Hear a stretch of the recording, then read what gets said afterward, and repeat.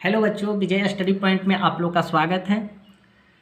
मैंने त्रिभुज का इससे पहले जो वीडियो अपलोड किया था उसमें हम त्रिभुज के बारे में बहुत ढंग से और बहुत विस्तार से आप लोग को बताए हैं बच्चों कि त्रिभुज किसे कहते हैं, त्रिभुज क्या है, समरूप आकृति क्या है। तो बच्चों अगर आप वो वीडियो नहीं देखे हैं तो आपसे रिक्वेस्ट है कि बच्चों वो मेरे डिस्क्रिप्शन में मिल जाएगा, वहाँ से आप त्रिभुज के पूरा डिफाइन पूरा प्रोसेस आपको वहाँ पे मिल जाएगा बच्चों। समरूप आकृति के बारे में बहुत ढंग से बता दिए हैं बच्चों, आपको वहाँ डिस्क्रिप्शन में मिल जाएगा। तो आप नहीं देखे हैं तो कृपया मेरे डिस्क्रिप्शन में जाकर वहाँ से आप वीडियो देख सकते हैं, वहाँ पे आपको लिंक मिल जाएगा बच्चों। तो बच्चों मैं आप लोग से ये कहना चाहता हूँ कि आज चैप्टर 6 के जो त्रिभुज पढ़ रहे हैं, प्रश्नावली 6.1 के बारे में आज बताएंगे बच्चों। तो बच्चों आज कुछ हार्ड नहीं है, केवल समझना है और समझकर ही आप लोग बना लेंगे।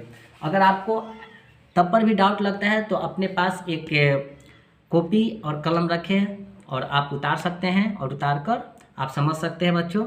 हालांकि आज चैप्टर बहुत ही आसान है। तो बच्चों देखते हैं 6.1 का क्वेश्चन त्रिभुज में क्या कह रहा है, उसके बारे में हम चर्चा करते हैं बच्चों।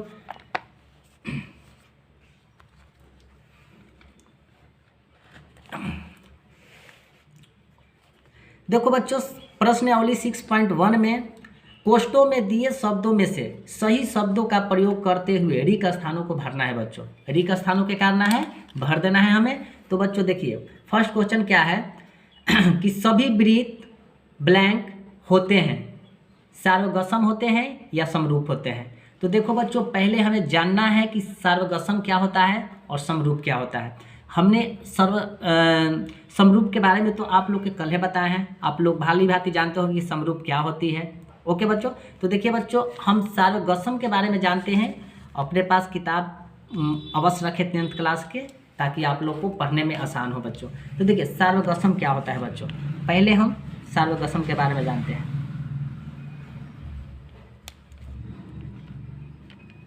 सार्वगसम देखो बच्चों, सार्वगसम का मतलब होता है कि बराबर। सार्वगसम का मतलब क्या होता है, बराबर होता है बच्चों। मान के चलिए एक आकृति यहाँ पे हमने यहाँ दिया और एक आकृति यहाँ दिया, आपको समान दिख रहा है ना बच्चों, न बड़ा है, सॉरी बच्चों ये समान है, ये थोड़ा आकार में बड़ा हो गया है, इसको सॉरी बच्चों यहाँ पे यहाँ लिख देते हैं बच्चों, ये लिख दिए इधर और ये इधर लिख दिए बच्चों, ये यहाँ पे लिख दिए बच्चों। ओके, ये आपको बराबर दिख रहा है, इसी को कहते हैं सार्वगसम बोलते हैं। सार्वगसम का मतलब होता है कि बराबर आकृति होना चाहिए, इधर भी बराबर तो इधर भी बराबर होना चाहिए बच्चों, इसी का मतलब होता है सार्वगसम, इसे हम बोलते हैं। मगर यहाँ पर तो दे रखा है हमें क्या, यहाँ पर दे रखा है कि सभी वृत्त ब्लैंक होते हैं, क्या सार्वगसम होते हैं या समरूप होते हैं। तो देखो बच्चों सभी वृत्त समरूप तो होते हैं, समरूप होते हैं। तो सभी वृत्त ऐसा नहीं है कि सभी वृत्त बड़े होता है, कोई वृत्त क्या होता है बच्चों, कोई वृत्त छोटा भी होता है और कोई वृत्त बड़ा भी होता है बच्चों। ये समरूप है, ये समरूप क्या है बच्चों, तो यहाँ पे ये समरूप को यहाँ पे भर देना है बच्चों। ओके, अपना नोटबुक पर इसको कॉपी कर लेना बच्चों, ताकि आपको प्रॉब्लम ना हो। ओके बच्चों, आप तो ये समझ गए हैं। चलिए आगे चलते हैं।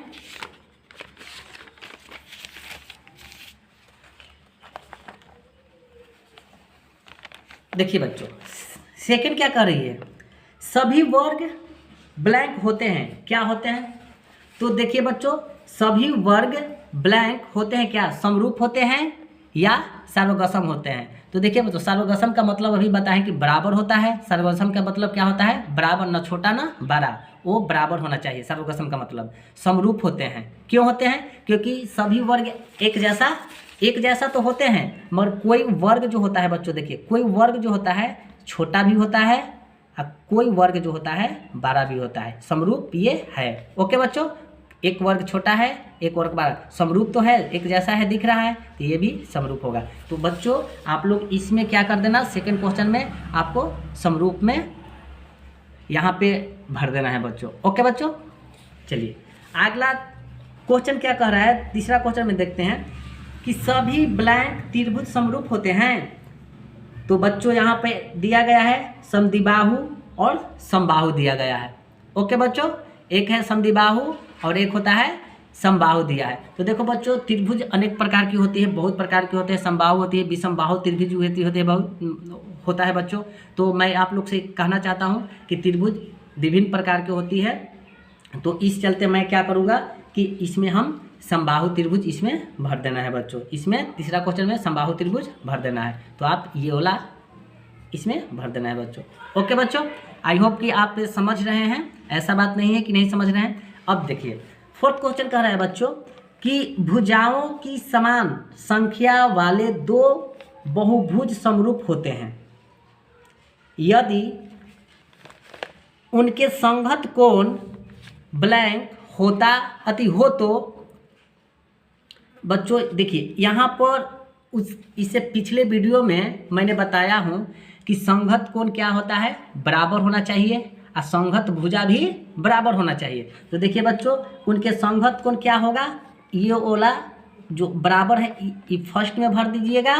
अब देखिए उनके संगत भुजा क्या होती है, समानुपाती होती है। तो बच्चों कोण में संगत कोण पूछे उसमें यहाँ पे बराबर भर दीजिएगा, उनकी संगत भुजाएं क्या होती है, तो समानुपाती होती है। ओके बच्चों, आप यहाँ तक ले तो समझ चुके हैं। ओके चलिए नेक्स्ट में चलते हैं बच्चों। देखिए दूसरा क्वेश्चन क्या कह रहा है बच्चों, ये सबसे इजी है बच्चों, आप लोग हल्का समझ लीजिएगा, थोड़ा सा समझ लीजिएगा तो आपके लिए कुछ है ही नहीं। ये दिमाग पे उतार दो कि ये हार्ड चैप्टर है बच्चों, आपको बारीकी बाई बारीकी आपको पढ़ना है बच्चों, आपके लिए कुछ हार्ड नहीं है बच्चों। मैं आप लोग से बार बार बोल रहा हूँ बच्चों कि सीरियस होकर मत पढ़ें, एंजॉय के साथ पढ़ें। ओके देखिए निम्नलिखित युग्मों के दो भिन्न भिन्न उदाहरण देना है। पहला में देना है क्या कि समरूप आकृति के दो उदाहरण देना है। तो अभी बताएं बच्चों कि दो समरूप आकृति के, तो ऐसे देना है, यहाँ पर दे रखा है कि हमें दो समरूप आकृति को उदाहरण दे। दो समरूप आकृति के पहले उदाहरण लिख लेते हैं। दो देखिए यहाँ एक वर्ग पार है बच्चों, ये वर्ग हुआ और एक वर्ग ये हो गया बच्चों। ओके समरूप है। ओके एक एग्जाम्पल हो गया, ये वृत्त पार है बच्चों, तो एक वृत्त इधर भी पार है। दो इसका दो एग्जाम्पल हो गया, एक एग्जाम्पल ये, एक एग्जाम्पल ये हो गया बच्चों। देखिए ये हमारा क्या हो गया, दो समरूप आकृति के उदाहरण दे दिए। तो यहाँ पे है समरूप आकृति के क्या कर रहा है, दो विभिन्न उदाहरण देना है। तो बच्चों हमने समरूप के दो उदाहरण यहाँ पे दे दिए, एक ये दिए और यहाँ पर एक यहाँ पे दिए बच्चों। ओके अब बच्चों यहाँ पे क्या कह रहा है कि ऐसी आकृति जो समरूप नहीं है, ऐसी आकृति जो समरूप नहीं है, इसका भी दो उदाहरण देना है बच्चों। तो देखिए एकदम सिंपल है।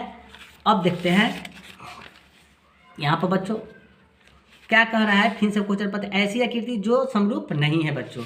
तो देखिए अब बताइए, ये त्रिभुज पार दिए।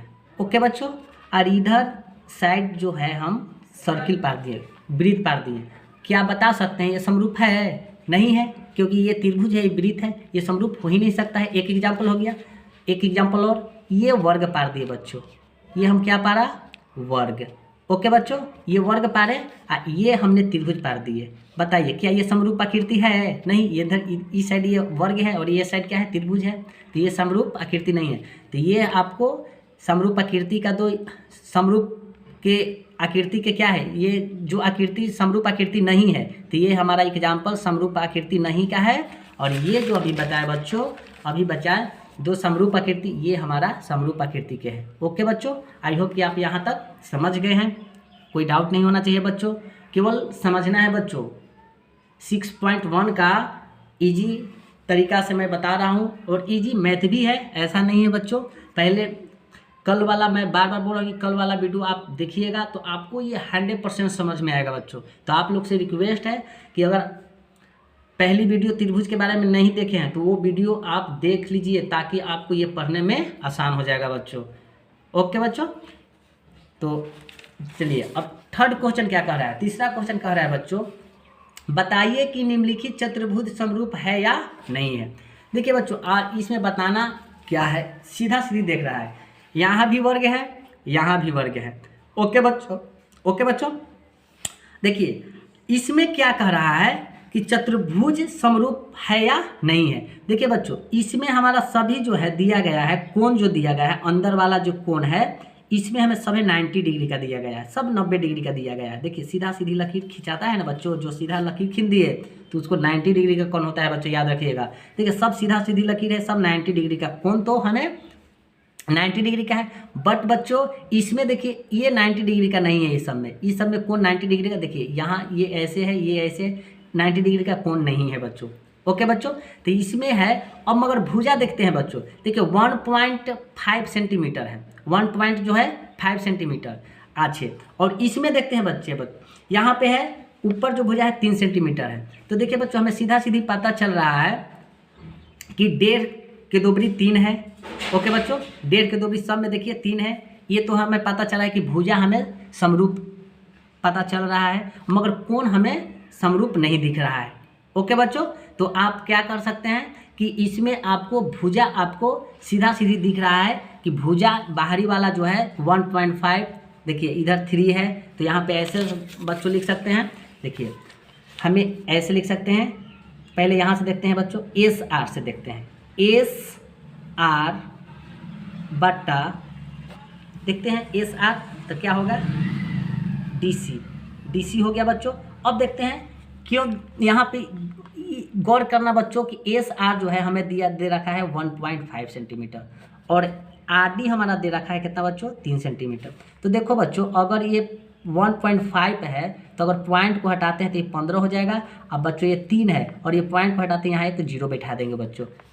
यहाँ पर देखिए बच्चों, फिर से नहीं, सॉरी बच्चों नहीं दिख पाया है। देखिए एस आर अब बट्टा डी सी क्यों लिखे बच्चों, अब समझाते हैं। क्योंकि भुजा हमेशा जो होती है अनुपात के रूप में होती है, अनुपात में है दिया है, और इस चलते में अनुपात जो होती है हमेशा बाटा के रूप में होता है बच्चों। अनुपात हमेशा कुछ के रूप में होता है, बाटा के रूप में।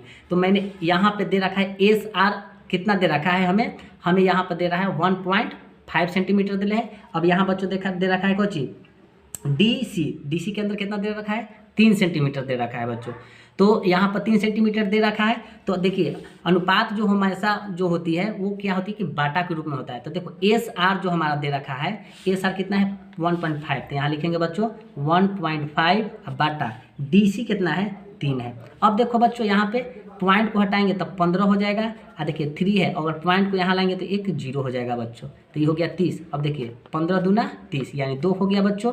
अब देखते हैं तो ऊपर 1 और नीचे 2 यानी 1/2 आया बच्चों। एक एग्जाम्पल और लेते हैं, यहाँ पे एक एग्जाम्पल देखो बच्चों, एक जो है यहाँ पे ध्यान देखना है, एस पी है यानी पी एस लिख सकते हैं। क्या लिख सकते हैं, पी एस। देखो यानी पी एस बट्टा क्या लिखेंगे, ए डी, पी एस बट्टा क्या लिखेंगे, ए डी लिखेंगे यहाँ पर ए डी। अब देखिए बच्चों कितना है, पी एस कितना है 1.5 है, ए डी भी कितना है 3 है। उसी प्रकार देखो बच्चों 15 ये हो जाएगा 30, ये भी काट के आएगा 1/2 आएगा। तो देखिए बच्चों बार बार 2 आ रहा है, यहाँ पर भी 2 आ रहा है, 1/2 आ रहा है, यहाँ पर भी 1/2 आ रहा है, यहाँ पर भी 1/2 आ रहा है।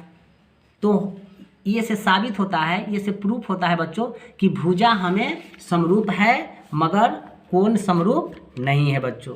यही बताना है कि चतुर्भुज समरूप है या नहीं है। तो हमें भुजा समरूप दिख रहा है बट कोण हमें समरूप नहीं दिख रहा है, बस इतना ही लिख देना है बच्चों। ओके, आप इसका स्क्रीनशॉट बच्चों ले सकते हैं ताकि आप लोग को दिक्कत ना हो।